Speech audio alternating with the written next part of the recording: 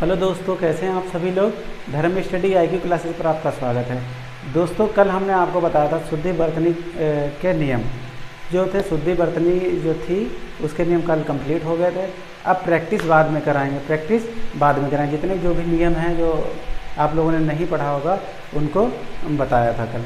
तो हमारे 3 वीडियो जो इससे पहले थे वो शुद्धि बरतनी के कंप्लीट हो गए। आज हम बात करेंगे वाक्यांश के लिए एक शब्द। किसके लिए? वाक्यांश के लिए एक शब्द। तो वाक्यांश के लिए एक शब्द हमने वो वाक्य उठाए हैं जो जैसे इम्पॉर्टेंट हैं और किसी न किसी एग्ज़ाम में पूछे हैं और जो बहुत कम सुने हैं, वो हमने उठाए हैं वाक्य। ठीक, तो चलिए शुरू करते हैं आज के हमारे लिए वाक्यांश के लिए एक शब्द। और आज का जो टॉपिक रहेगा वो नायिका ऑब्लिक, चाहे नायिका कहिए या स्त्री, इससे संबंधित रहेंगे वाक्यों के एक शब्द। ठीक, वाक्यांश के लिए नायिका और स्त्री के संबंध में।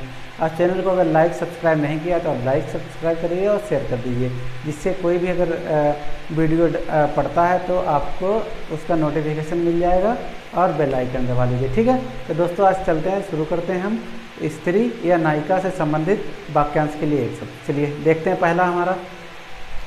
देखिए पहला है हमारा, जिस स्त्री का विवाह अभी हुआ है। जिस स्त्री का विवाह अभी हुआ है तो उसे कहते हैं नबोढ़ा। नबोढ़ा मीन्स होता है नया ओढ़ने वाली।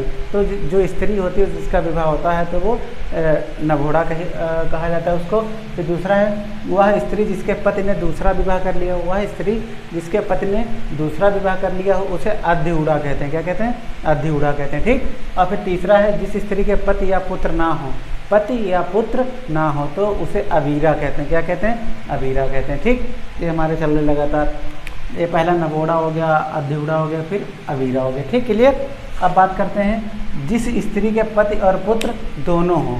जिस स्त्री के पति और पुत्र दोनों, ये मोस्ट इम्पॉर्टेंट है, इसे लगा लीजिए इम्पॉर्टेंट। ठीक, उसे पुरंधी कहते हैं। क्या कहते हैं? पुरंधी कहते हैं। क्लियर। अब इसके आगे है जिस स्त्री के एक ही संतान हो, ये तो आपने पढ़ा होगा, उसे काकबंध्या कहते हैं। उसे काकबंध्या कहते हैं। क्लियर।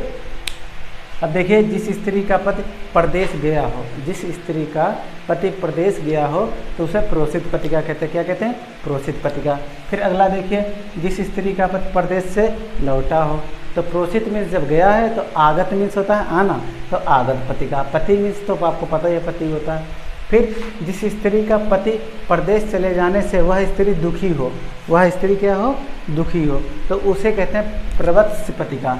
क्या कहते हैं? प्रवत्स मीन्स होता है दुखी होना, पतिका जिस स्त्री का पति प्रदेश चला गया हो, विदेश चला गया हो, उससे वो दुखी हो। ठीक, तो वो हो जाएगा प्रवत्स पतिका।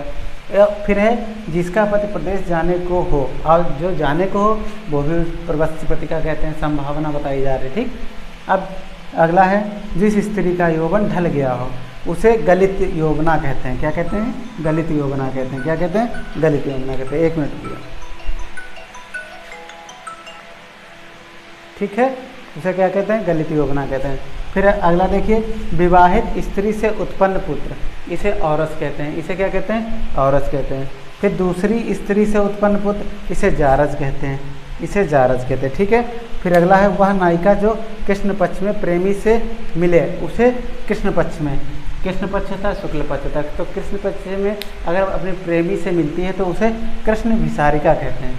क्या कहते हैं? कृष्ण विसारिका। और अंतिम है हमारा वह स्त्री जिसने अभी अभी बच्चे को जन्म दिया, उसे सदिया प्रसूता। प्रसूता मीन्स होता है जो बच्चे को जन्म देती है, सदिया मीन्स जो अभी तत्काल, तो सदिया प्रसूता। तो दोस्तों आज का हमारा टॉपिक ख़त्म होता है। हम आपको मिलते हैं अगले वीडियो में। जो बचे हुए शब्द हैं उनको आपको कराएंगे और हो सकता है आज रात के 9 या 10 बजे हम आपको क्वालिटी पढ़ाना शुरू कर देंगे। टॉपिक वाइज चलेंगे, जो पूछे जाते हैं टॉपिक वही पढ़ाएंगे। ठीक है, चलिए दोस्तों, तो चैनल को लाइक सब्सक्राइब करिए। जय हिंद।